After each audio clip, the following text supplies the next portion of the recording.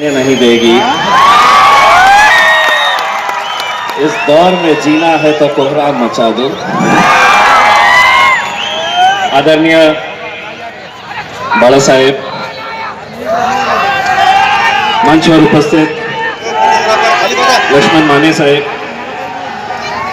भदे साहेब, अमित भुईगड साहेब, माझ्या पार्टीचे जालना जिल्ह्याचे जिल्हाध्यक्ष माधव भाई, मी जेव्हा औरंगाबादहून जालन्याकडे निघालो होतो तर रस्त्यात मला खूप मोठे मोठे होर्डिंग्स बघायला मिळाले।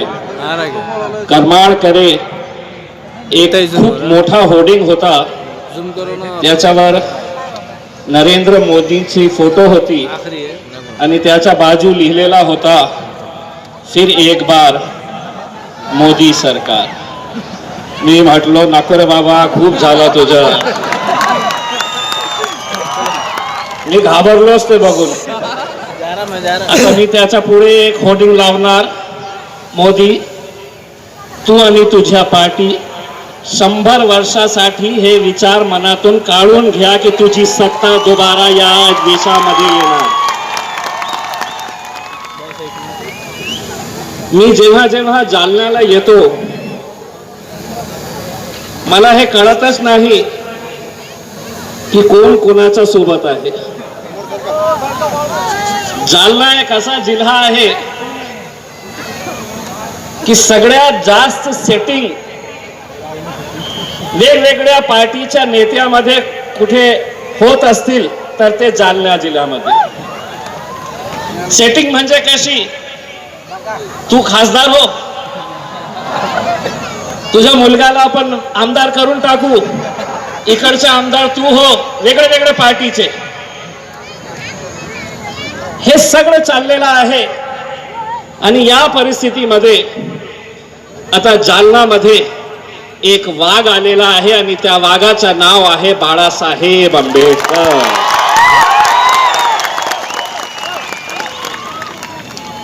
लक्ष्मण माने साहब ने मेरे बाजू बैठकर कहा, यार मराठी बोलते हो, बोलो अच्छा लगता है।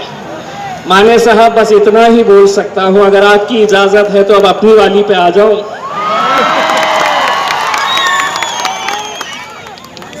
दोस्तों, इस देश के अंदर एक ऐसी राजनीति है कि जो पिछले 70 सालों से हम देखते आ रहे हैं, चाहे वो कांग्रेस के हो, राष्ट्रवादी के हो, भाजपा के हो या सेना के हो, एक ऐसी राजनीति को हम देखते आए हैं कि बाप अगर खासदार है तो उसका बेटा आमदार है, बेटे का बेटा नगर परिषद के ऊपर कब्जा किया हुआ है, बहू जिला परिषद के ऊपर है, नातू और पोता कहां है तो एक ने बैंक के ऊपर कब्जा किया है, एक शुगर फैक्ट्री चला रहा है।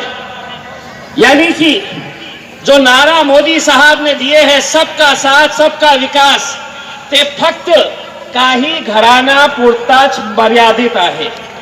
आपण काय करायचं तर आपण गोट्या खेळायचं, हम सिर्फ गोटियां खेलने के लिए रह गए।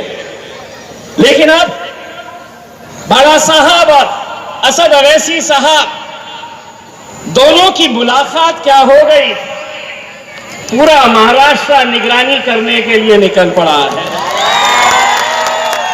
पूरा महाराष्ट्र, बड़े बड़े नेता, पहली सभा आपको याद होगा औरंगाबाद के जबिंदा ग्राउंड के ऊपर हुई थी और उस सभा के अंदर मैंने एक बात कही थी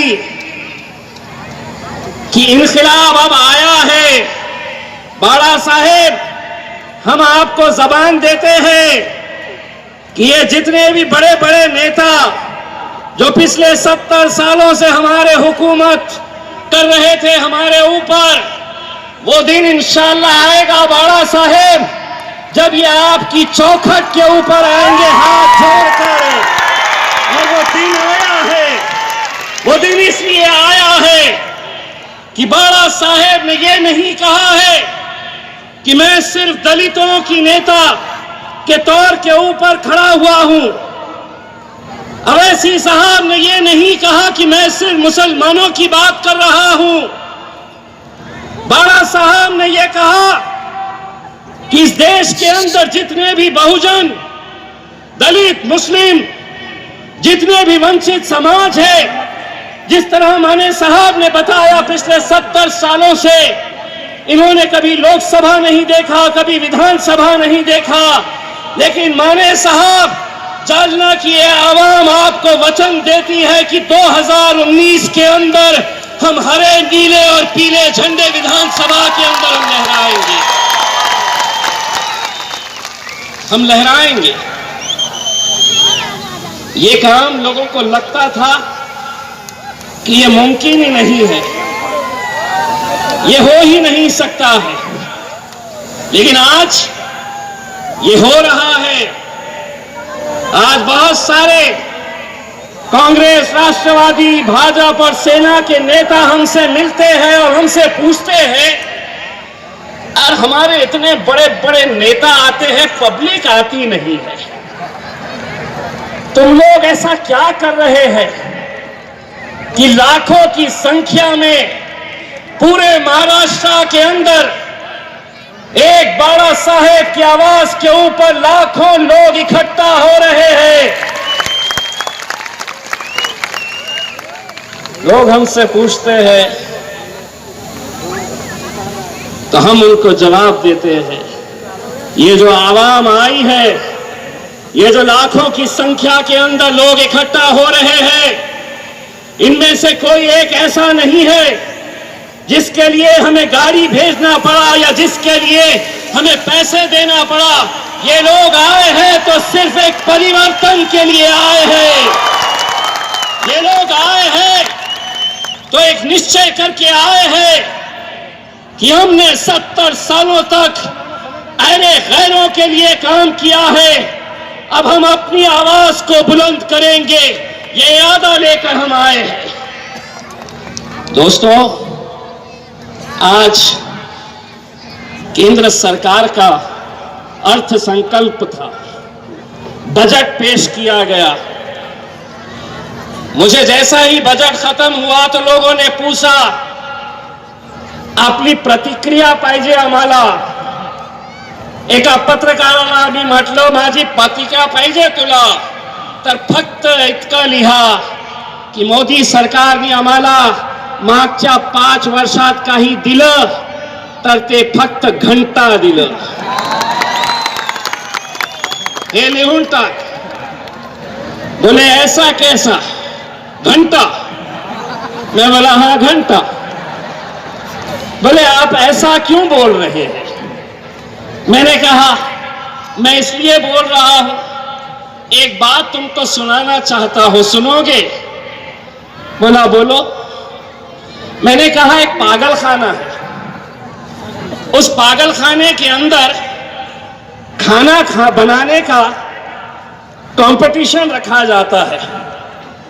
सारे पागल जितने भी हैं वो अलग अलग ग्रुप्स बनाकर खाने बना रहे हैं। डॉक्टर की टीम निकलती है देखने के लिए कि कौन क्या बना रहा है। अब कौन क्या बना रहा है मैं आपको बताऊंगा, लेकिन ये नहीं बताऊंगा कि वो लोग पागल कौन है। मैं अगर नाम ले लिया तो ये लोग मेरे ऊपर केस करेंगे। मैं केस से डरता नहीं हूं, पुलिस केस करी तो मैं बोलता हूं घंटा। बाड़ा साहब ने एक सभा के दौरान में मुझसे कहा, तुम बोलो, दिल खोल के बोलो, अगर केस करेंगे तो मैं लॉयर हूं, मैं खड़े रहूंगा तुम्हारे लिए।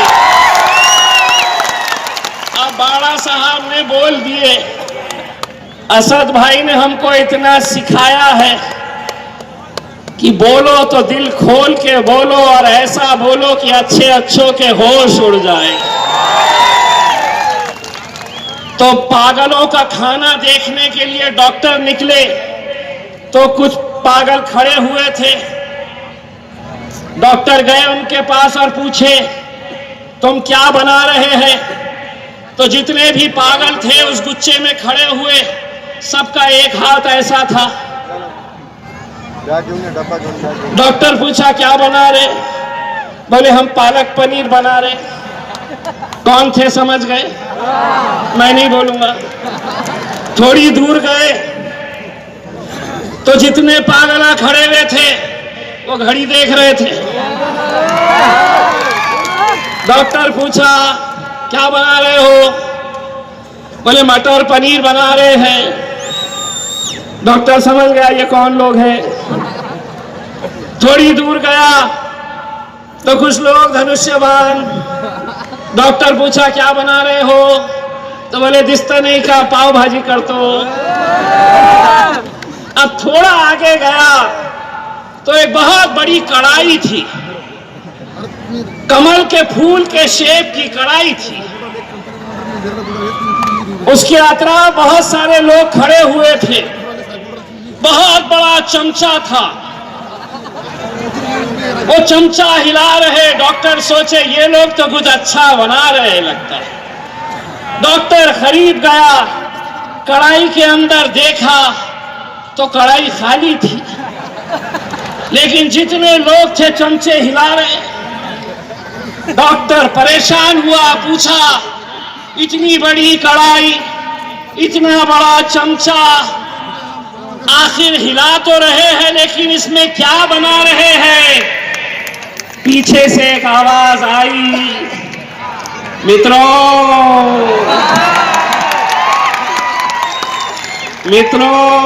हम पब्लिक को बेवकूफ बना रहे हैं। ये 5 साल से यही करते आ रहे हैं। मोदी जी दूसरी जगह का तो पता नहीं, जालना की आवाम ने तय कर दिया है। मोदी जी आखिरी के 1.5 महीने बचे हुए हैं। आप लोगों से हाथ जोड़कर विनती है, हाथ उठाओ और मोदी जी को बोलो बाय बाय। मीडिया वाले कैमरे घुमाओ और यही फोटो छापो। जालना की आवाम ने कहा है मोदी जी। अरे मेरी माएं और बहनें जरा जोर से बोलो मोदी जी। जिस समाज के अंदर माएं और बहनें सड़क के ऊपर आती है, क्रांति से उसे कोई नहीं रोक सकता। अगर इनकलाब आएगा तो इन्हीं मेरी माएं और बहनों की वजह से आएगा। वो इनकलाब आने वाला है, वो इनकलाब यकीनन आने वाला है। इसलिए आने वाला है कि आज जो मोदी सरकार, भाजपा, शिवसेना, इन्होंने जो तय किया है कि हम दोबारा 2019 के अंदर सत्ता में आएंगे तो सबसे पहले क्या करेंगे, तो उनका इरादा यह है कि वो संविधान को बदलेंगे। हम आज इस देश के तमाम वंचित, बहुजन, मुसलमान, दलित, हम अपनी जान लुटा सकते हैं लेकिन हम संविधान के ऊपर कतई हमला बर्दाश्त नहीं करेंगे। हम संविधान से छेड़छाड़ कतई बर्दाश्त नहीं करेंगे। दोस्तों, लेकिन यह आप लोगों की जिम्मेदारी है कि आप लोगों को यह फैसला करना है कि बहुत आसानी के साथ इस समाज को बांट दिया जाता है, चंद पैसों में हमें खरीद लिया जाता है। लेकिन माने साहब ने एक बात कही है, वो बात में दम है। बड़ा साहेब, मजलिस की निशानी पतंग है। हम लोगों से जाकर यही कहते थे पतंग उड़ाना है, मांझा किसी का भी ले लो लेकिन पतंग हमारी ही उड़नी चाहिए। पब्लिक भी बहुत होशियार है, मांझा हर एक से ली लेकिन उड़ाई पतंग हमारी। और ऐसी उड़ाई बड़ा साहेब कि 27 सालों के बाद मेरे शहर से शिवसेना को हमने उखाड़ा और वहां पर हमने हरा झंडा हमारा लहराया। अगर वहां पर मुमकिन है तो यहां पर भी मुमकिन है। असल में तकलीफ बड़ा साहब, ये जो बार बार ये कह रहे हैं कि हमारी चर्चा चालू है, चर्चा शुरू है, आमची चर्चा सुरू आहे। अरे कसली घंटा चर्चा करते तुम्ही? बाळासाहेबांनी काय मागितलं? 12 सीट्स मागितलं की द्या ते 12 सीट्स. तुम्ही कधीही त्या सीट्सवर जिंकले नहीं. अब पिछले 6 महीने से कांग्रेस के नेता के पास जाए थे मीडिया वाले की तुमचे काय करणार तुम्ही. तो बोले चर्चा सुरू आहे. मग आम्हाला तर असं वाटू लागले या देशामध्ये 2च प्रकारची चर्चा सुरू आहे. एक केंद्रामध्ये चाय पे चर्चा करतो ते आणि हे अपनी. बाला साहेब, हम आज आपको एक बात कहना चाहते हैं. तकलीफ उन्हें इस बात की नहीं है कि उन्हें कितनी सीटें देना है आपको. दरअसल ये नहीं चाहते हैं कि बाला साहेब अंबेडकर एक नया नेता बनकर महाराष्ट्र के अंदर उभरे. तकलीफ उन्हें इस बात की है, इसीलिए वो किसी भी तरह से कोशिश कर रहे हैं कि बाला साहेब अगर जनता के बीच में से अगर एक नया नेतृत्व तैयार होगा तो उनके लिए बहुत तकलीफ की बात रहेगी. इसीलिए एमआईएम से तकलीफ है हमें सब चलेगा, मजलिस नहीं चलती है, अवैसी नहीं चाहिए. मैं सलाम करता हूं मेरे खालिद अवैसी साहब को, जिन्होंने नांदेड़ की सभा के अंदर यह ऐलान किया कि अगर तुम लोगों को कांग्रेस राष्ट्रवादी अगर तुम्हें तकलीफ अवैसी से है, मजलिस से है, तो मैं हट जाऊंगा, मैं चुनाव नहीं लड़ूंगा. लेकिन जो बाला साहेब सिर्फ एक नाम नहीं है, बाबा साहब अंबेडकर का खून है ये. बाबा साहब के घराने से ताल्लुक रखने वाले उस शख्स को तुम्हें इज्जत देनी होगी. दोस्तों, ये तुमको तय करना है. बाला साहब को अगर इज्जत नहीं बख्शी गई तो इनकी बेइज्जती कैसी करना है तुम अच्छी तरह से जानते हैं. अगर बाबा साहब को मानते हैं तो ये तुम्हारी जिम्मेदारी रहेगी कि किसी भी सूरत के ऊपर 2019 में हमें यह तय करना है कि लोकसभा और विधानसभा के अंदर किसको भेजना है. ये नहीं देखना है कि किस जाति का है, किस धर्म का है. हमने यही देख के आए हैं. मैं अक्सर ये बात कहता हूं और आज भी ये बात कह रहा हूं कि दलितों को कभी गैरों ने नहीं हराया है, मुसलमानों को कभी गैरों ने नहीं हराया है. इन कौमों के जो दलाल नेता है, हमेशा दलितों को दलाल नेताओं ने हराया है, मुसलमानों को दलाल मुसलमानों ने हराया है. ये तुम्हारी जिम्मेदारी है देखना कि हमारा काम सिर्फ इतना है कि हम लोग सिर्फ वोट देते रहेंगे और सत्ता में तुम बैठते रहेंगे. लोग हमसे कहते हैं बार बार, हमको पिछले 5 सालों के अंदर भाजपा शिवसेना की तरफ से, बजरंग दल, विश्व हिंदू परिषद की तरफ से हमें बार बार ये कहा जाता है कि तुमको इस देश के लिए वफादारी का सबूत अगर चाहिए, सर्टिफिकेट चाहिए तो हमसे लेना पड़ेगा. हम उनको बार बार ये कहते हैं सभी का खून शामिल है इस मिट्टी में. ये मुल्क तुम्हारे बाप की जागीर नहीं है. लेकिन ये कहते हैं मोदी साहब का तो ये हालत हो गई है. मोदी साहब कहते हैं हम ट्रिपल तलाक के मामले में हमारी बहनों के साथ इंसाफ करना चाहते हैं. हमारी बहनों के साथ इंसाफ करने की बात करते हैं मोदी साहब. तो मोदी साहब, आप एक बात सुन लीजिए. हमारी तरफ से एक बात हम आपको कहना चाहते हैं. घर की दीवार तोड़ बैठा है, ये मोदी साहब के लिए है.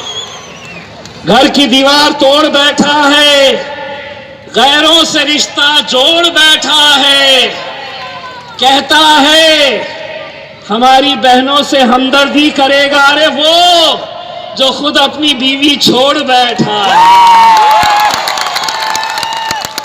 अब वो कहता है हमें, अब वो कहता है कि हमारी बहनों के साथ इंसाफ वो करेगा।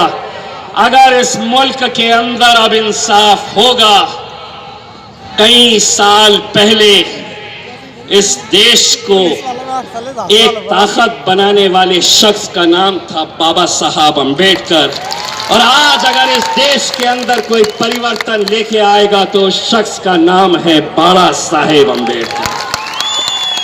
मेरे भाई, आप लोगों से सिर्फ इतनी इल्तिजा हम करना चाहेंगे कि मुसलमानों के ताल्लुक से आज जिस तरह से ये बात बताई जा रही है कि मुसलमानों को टारगेट बनाया जाएगा, मंदिर के नाम के ऊपर दंगे कराए जाएंगे, मैं एक बात कहना चाहता हूं कि इस मुल्क के अंदर जितना तुम्हें जीने का अधिकार है उतना जीने का अधिकार हमें भी है।